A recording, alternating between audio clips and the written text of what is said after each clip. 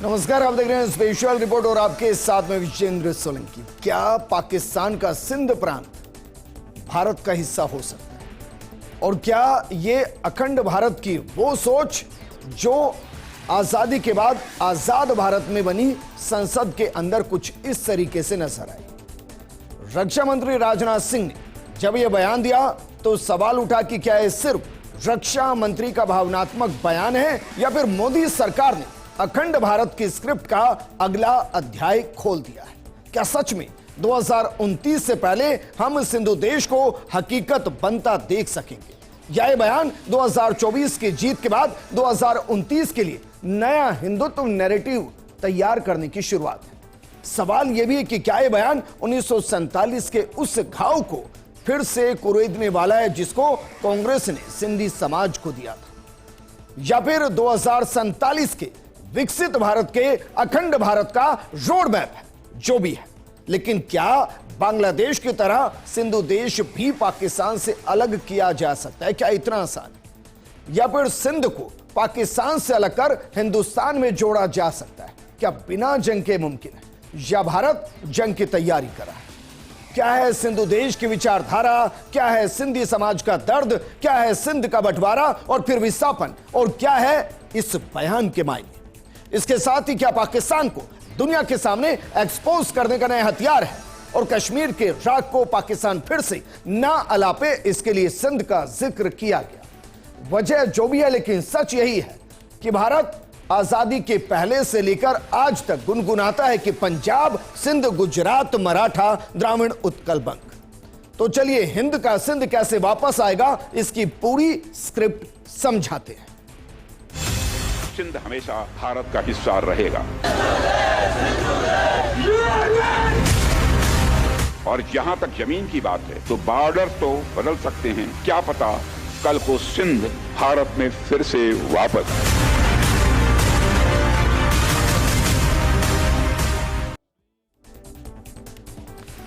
क्या पता फिर से सिंध भारत में वापस आ जाए। यह बयान रक्षा मंत्री का बयान। क्या वाकई में पीओके करते करते हम सिंध को वापस लेकर उस अखंड भारत की परिकल्पना को साकार करने की दिशा में आगे बढ़ रहे हैं, जो एक सपना नई संसद में इस तरीके से दिखाया गया जिसमें सिंध को भी अखंड भारत का हिस्सा बनाया गया? तो चलिए सबसे पहले सिंध को किस तरीके से हिंद मांग रहा है और रक्षा मंत्री ने क्या बयान दिया, जरा उसके साथ प्रोग्राम को शुरू करते हैं। वो कहते हैं कि आज सिंध की जमीन भारत का हिस्सा नहीं हो सकती है, लेकिन सभ्यता के हिसाब से सिंध हमेशा भारत का हिस्सा रहा है और रहेगा।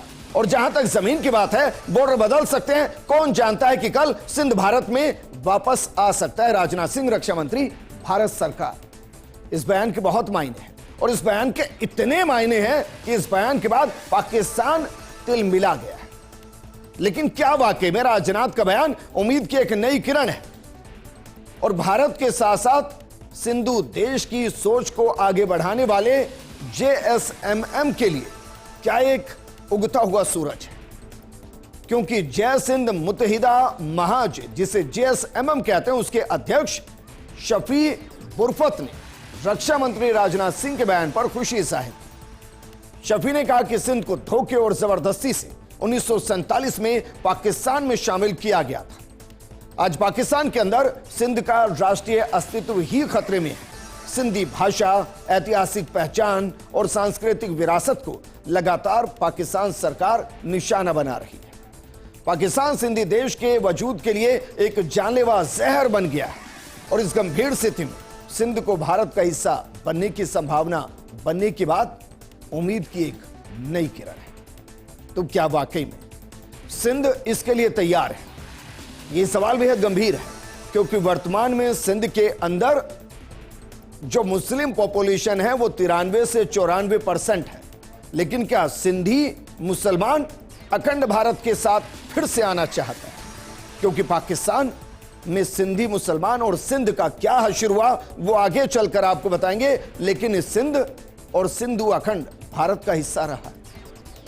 भारत के लिए अखंड भारत के भी कई मायने हैं और इसको इतिहास के नजरिए से समझिए कि अगर राजनाथ सिंह ये बयान दे रहे हैं तो क्यों दे रहे हैं और कैसे भारत के साथ हमेशा से सिंध सभ्यता सांस्कृतिक विरासत का हिस्सा रहा है, सियासत का हिस्सा रहा है।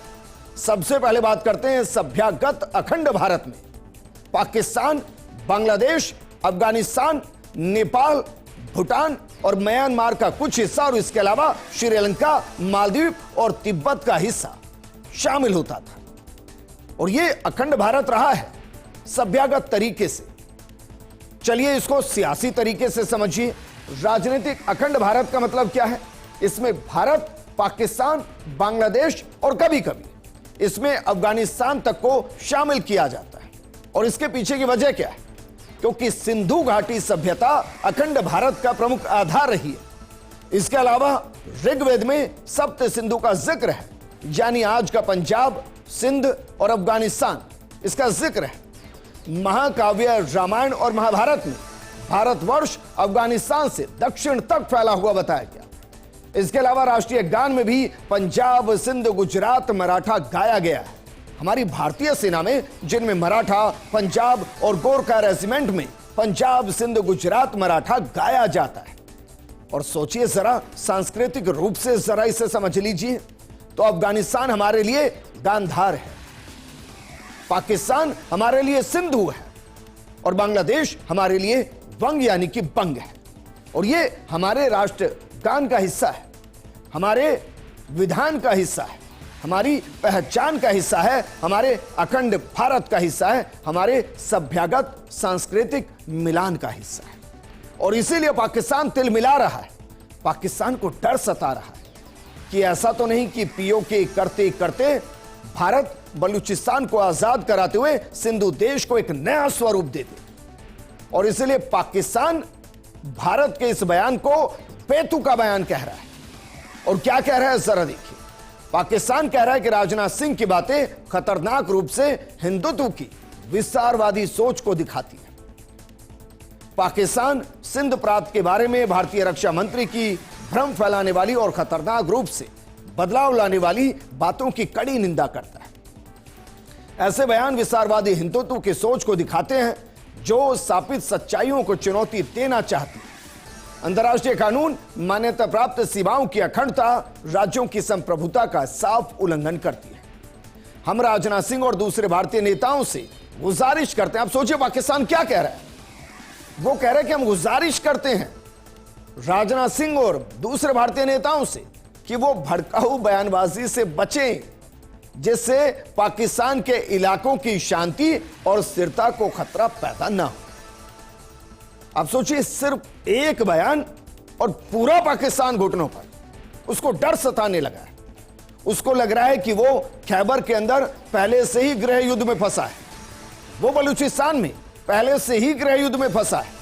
अब अगर सिंध के अंदर भी विद्रोह हो गया, जो कि हो रहा है, तो उसको कंट्रोल करना पाकिस्तान की वर्तमान हुकूमरात के लिए मुमकिन नहीं है। और क्यों मुमकिन नहीं है?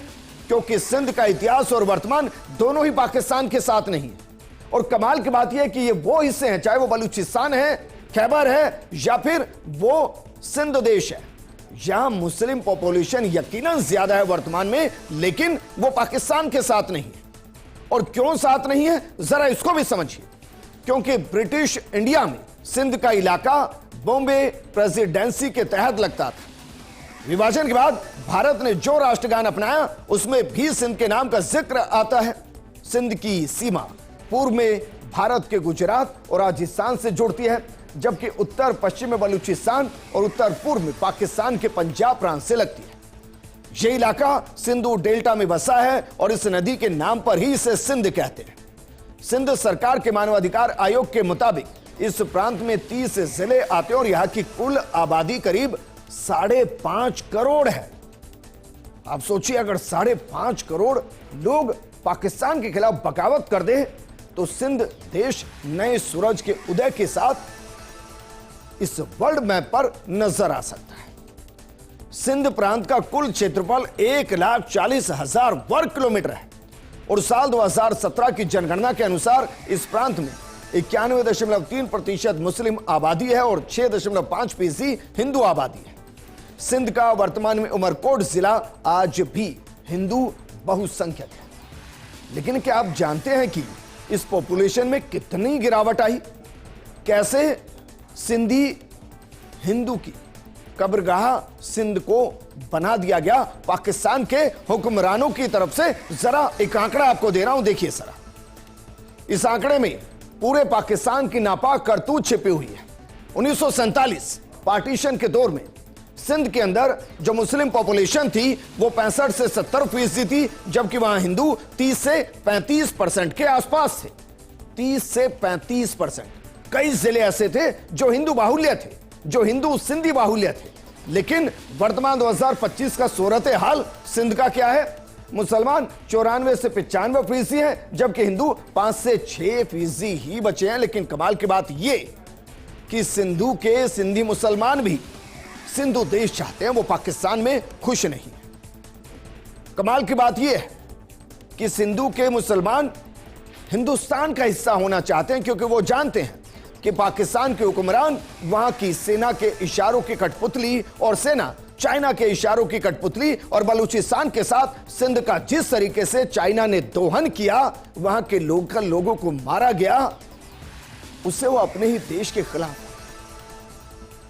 और यही सच है कि विभाजन से सिंध में सिंधी के सफाई की जो शुरुआत हुई वो आज तक बदस्तूर जारी है। पंजाब और बंगाल की तरह सिंध में कोई जनमत संग्रह नहीं हुआ। कांग्रेस और मुस्लिम लीग के बीच हुए समझौते में पूरा सिंध प्रांत बिना शर्त पाकिस्तान को भारत की तरफ से दे दिया गया। उस वक्त की कांग्रेस सरकार ने दे दिया। 1947 अगस्त से सानिया मुस्लिम लीगी गुंडों, कुछ रिफ्यूजी मुजाहिरों और स्थानीय प्रशासन की मिलीभगत से सिंधी हिंदुओं पर हमले शुरू हो गए।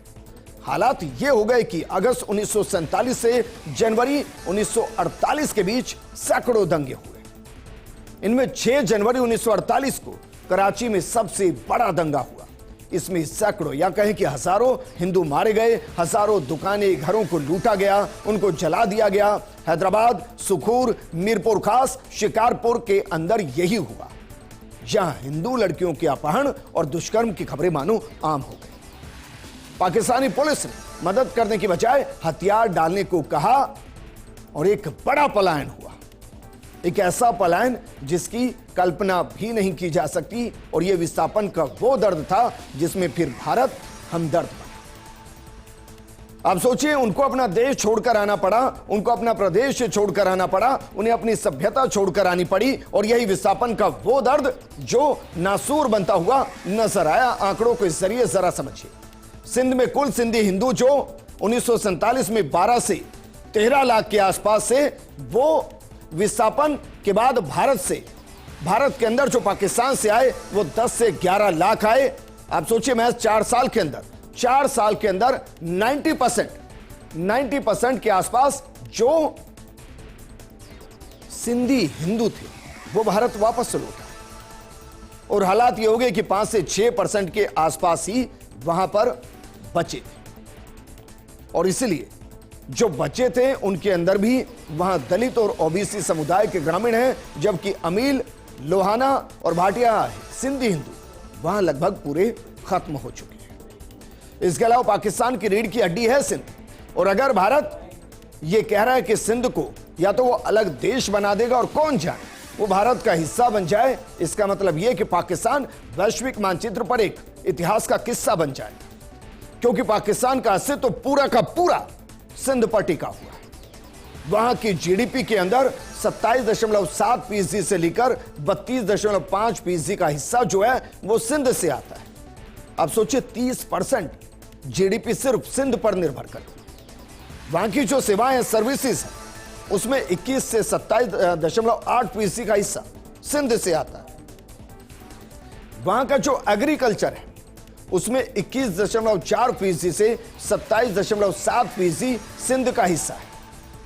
एग्रीकल्चर में एक बड़ी भूमिका सिंध निभाती है, क्योंकि सिंधु नदी के साथ वहां सिंचाई होती है और 30% डिपेंडेंसी पाकिस्तान की अकेले सिंध पर है। जो पाकिस्तान की कुल मैन्युफैक्चरिंग है उसमें 36.7% से 46.5% सिंध के इलाके से, लगभग 50% अकेला सिंध मैन्युफैक्चर करता है। खनन और ऊर्जा को देखिए, 37% गैस अकेले सिंध से निकलती है और 55% तेल अकेला सिंध से निकलता है। अब जरा सोचिए, अगर सिंध ना हो तो पाकिस्तान ही ना हो, पाकिस्तान पूरे तरीके से पैरालाइज कर जाए और वो IMF के कर्जे के ऊपर आकर टिक जाए, उनके रहम के ऊपर आकर टिक जाए। ये इसलिए भी क्योंकि 1972 से सिंध की GDP 3.6 गुना बढ़ चुकी है और सिंध से पाकिस्तान के कुल राजस्व का 53 से 65% आता है। इसमें कस्टम ड्यूटी और सेल टैक्स का बड़ा हिस्सा है। इनकम टैक्स 70% और सेल टैक्स का 62% सिंध से आता है। पाकिस्तान के कुल निर्यात का 50% सिंध से होकर आता है। अब सोचिए, अगर सिंध एक बार पाकिस्तान से टूट जाए और एक बार के लिए सोचिए बलूचिस्तान भी पाकिस्तान के हाथ से निकल जाए तो पाकिस्तान बचेगा ही नहीं। वो सिर्फ एक अराजक देश बचेगा जो सिर्फ आतंकियों के हाथों की कठपुतली होगा, क्योंकि रेवेन्यू के तौर पर, GDP के तौर पर पाकिस्तान क्रैश कर जाएगा। और इसीलिए हम कह रहे हैं कि अगर सिंध टूटा तो पाकिस्तान खत्म। और इसीलिए पाकिस्तान गिड़गिड़ा रहा है कि भारत ऐसे बयान ना दे जिससे वहां अस्थिरता आए, जबकि यही काम पाकिस्तान अपनी आजादी के बाद से करता आ रहा है। जो सिंध का अलगाव है वो पाकिस्तान के लिए मानकर चलिए कि पाकिस्तान के अस्तित्व का संकट होगा, चाहे वो सामाजिक पतन हो, आर्थिक पतन हो, सामाजिक अराजकता हो या फिर भू राजनीतिक कमजोरी हो, ये इतनी बढ़ जाएगी कि पाकिस्तान इसे कंट्रोल ही नहीं कर पाएगा। यहां तक कह सकते हैं कि पाकिस्तान के लिए 1971 के बांग्लादेश अलगाव से भी एक बड़ा झटका होगा, क्योंकि सिंध आर्थिक रूप से केंद्रीय है। वास्तविकता में पाकिस्तानी सरकार सिंधी राष्ट्रवाद आंदोलन को दबाने के लिए सैन्य कार्रवाई करती रहती है। और यह भी सच है कि सिंध में अराजकता है, लेकिन सिंध में चीन का भी पैसा लगा है। सिंधु नदी का बड़ा हिस्सा सिंध में है। इसके अलग होने से पाकिस्तान में भूख और सूखा फैल जाएगा। चीन के सीपैक का बड़ा हिस्सा सिंध में है।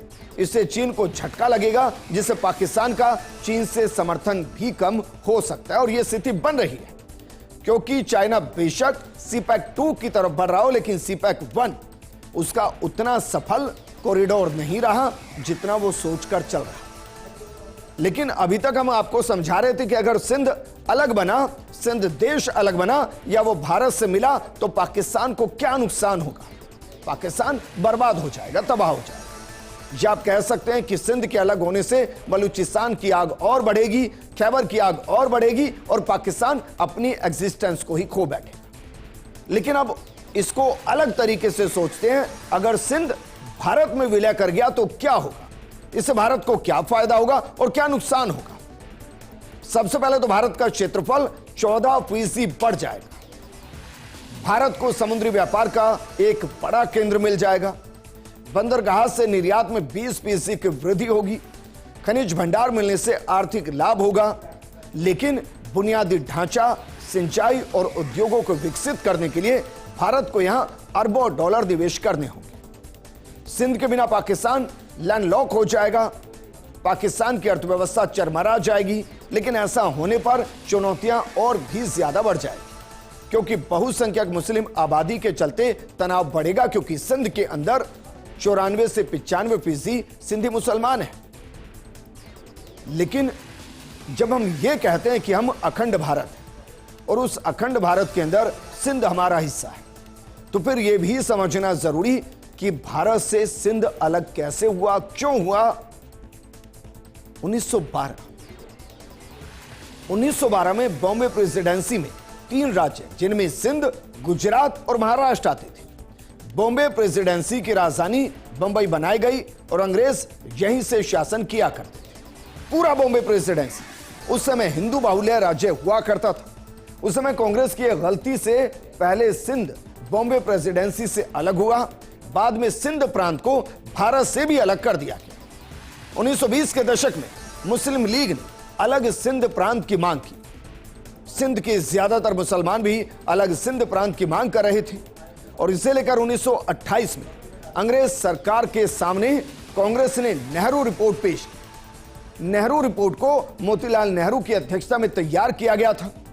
मुस्लिम लीग को खुश करने के लिए कांग्रेस ने अलग सिंध की मांग रखी। सिंध के ज्यादातर हिंदुओं ने अलग सिंध प्रांत का विरोध किया, लेकिन 1936 में बॉम्बे प्रेसिडेंसी से अलग करके सिंध एक अलग राज्य बना दिया गया। बॉम्बे प्रेसिडेंसी से अलग होने के बाद सिंध मुस्लिम बहुल्य राज्य बन गया और 1941 में सिंध में मुसलमानों की आबादी 72% और हिंदू 26% रह गए। बॉम्बे प्रेसिडेंसी में हिंदू बहुसंख्यक थे, सिंध में अब हिंदू अल्पसंख्यक हो गए। इसके बाद 1946 में सिंध में जिन्ना की मुस्लिम लीग की सरकार बन गई। इस बीच 1947 में माउंटबेटन ने भारत के बंटवारे की योजना को मंजूरी दे दी। भारत या पाकिस्तान में मिलने का फैसला राज्य विधानसभाओं को करना था। सिंध प्रांत की विधानसभा में मुस्लिम लीग के विधायक सबसे ज्यादा थे और 26 जून 1947 के सिंध विधानसभा ने पाकिस्तान में मिलने का फैसला किया। 1947 में बंटवारे के दौरान सिंध में हिंदुओं के खिलाफ जबरदस्त हिंसा हुई और एक आंकड़ा कहता है कि 1947 से 48 में सिंध में करीब 2 लाख हिंदुओं का नरसंहार किया गया। लेकिन ये इतिहास के वो पन्ने हैं जिनको पीछे जाकर नहीं बदला जा सकता, लेकिन आगे बढ़कर बदला जा सकता है। और बदलने का जो प्रतीक होता है वो सबसे पहले होता है इच्छा शक्ति। और इच्छा शक्ति जब आपके आजाद देश की आजाद संसद के अंदर कुछ यूं नजर आए तो मान लीजिए यह भविष्य का ब्लूप्रिंट है जिसको लेकर भारत पूरे तरीके से क्लियर है कि जो अखंड भारत रहा वो वापस अखंड होगा और सिंधु हिंदू से जुड़ा है और हिंद का ही सिंध है। तभी तो हम गुनगुनाते हैं पंजाब सिंध गुजरात मराठा। तो क्या वाकई में रक्षा मंत्री का बयान 2047 के विकसित भारत के साथ सिंध के साथ मिले अखंड भारत का ब्लूप्रिंट है, या पाकिस्तान को उसके देश के अंदर खंड खंड करने का एक नया सीक्रेट प्लान? ये सरकार तय करेगी और भविष्य में इसकी जानकारी मिलेगी। लेकिन फिलहाल पाकिस्तान बौखलाया हुआ है। इस प्रोग्राम में फिलहाल इतना ही। आप बने रहिए फर्स्ट इंडिया न्यूज के साथ, क्योंकि खबरों का सिलसिला लगातार जारी है। नमस्कार। सिंध हमेशा भारत का हिस्सा रहेगा और जहां तक जमीन की बात है तो बॉर्डर तो बदल सकते हैं, क्या पता कल को सिंध भारत में फिर से वापस